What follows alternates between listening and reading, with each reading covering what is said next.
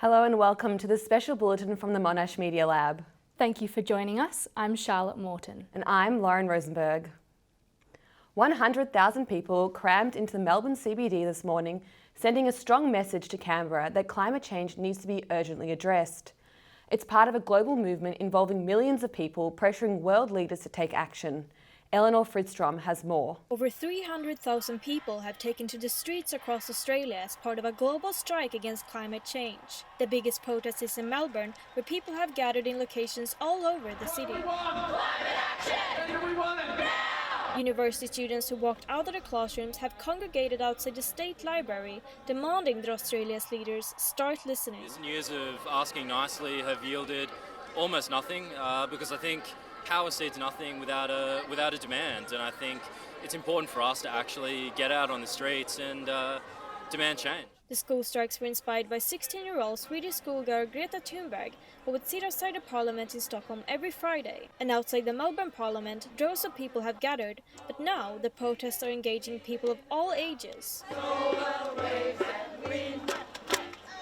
I'm standing here next to the Parliament building where the Melbourne Climate Choir is singing against climate change. Around me, people are marching towards the main protest being held at Treasury Gardens. Many young people are feeling really bad about their futures and what's in store for them. So I'm very passionate that we use our citizen action to force our governments into action fast. The protest comes just 3 days ahead of the UN Climate Change Summit in New York, where Greta Thunberg is expected to address world leaders. Eleanor Fridstrom, Monash News. The Deakin University Esports Association has launched its first ever inter-uni gaming event, where 5 Melbourne universities gathered to play video games for 12 continuous hours. Tickets sold out faster than expected, and the organisers are already planning to run the event annually.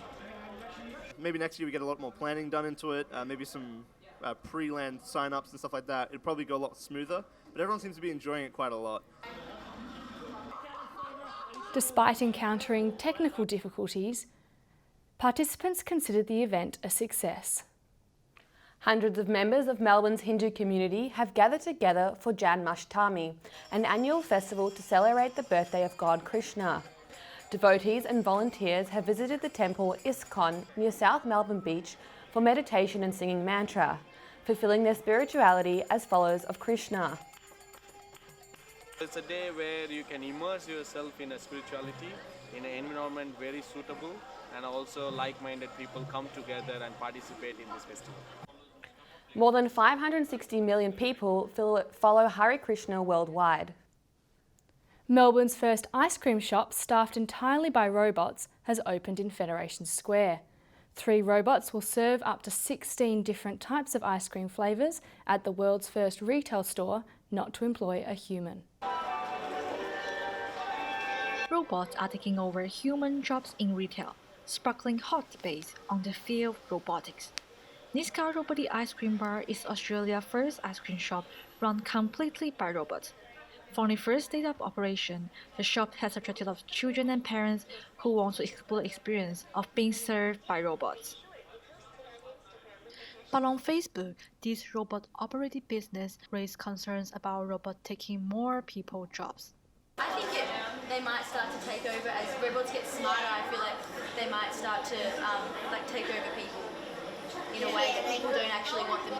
I actually think it's better for robots to do it because then people get to relax. Niska Robotic Ice Cream Bar's founder and CEO Kate Oliver said she believed that 50% of retail will be transformed to automation in the next 5 to 10 years. Let's bring on the competition to e-commerce. No longer physical shops should be limited with the trading hours. Let's aim for 24/7. Despite concern that robot takes over actual people's job, Minister for Job Innovation and Trade Martin Pakula said it is a great enjoyment to see robots serving customers at an ice cream shop, and it's a real feather in the cap for innovation in Victoria. Mr. Oliver says she's also planning to expand the robot-operated business into other areas of retail. Ko Xinwang, Monash News. The countdown is on to Saturday's AFL Grand Final clash, and Richmond fans have decorated their houses in Tigers memorabilia, painting their fences to support their club ahead of the Greater Western Sydney Showdown. And Tom Lynch just lives a couple streets that way, so hopefully he might come past and see a bit of Tiger Army support and, you know, be a bit more boosted to kick some more goals. Richmond fans are hoping to see their team take home its second premiership win in 3 years. Hard work and dedication has earned 15-year-old Greg Siamoa a place in the senior squad of Box Hill United. The move followed an excellent goal-scoring run in the under-16s where Greg scored 20 goals from 16 appearances. Greg says he cherishes the opportunity he's been given, but it will come with some unprecedented challenges. Bigger bodies in seniors, in the 16s, the training's a lot different. I like the seniors a lot better because it's a bit of a challenge. And he hopes to be a great inspiration for other young players. That's all we have time for today. We hope you've enjoyed this special bulletin from the Monash Media Lab. We'll see you next time. Goodbye.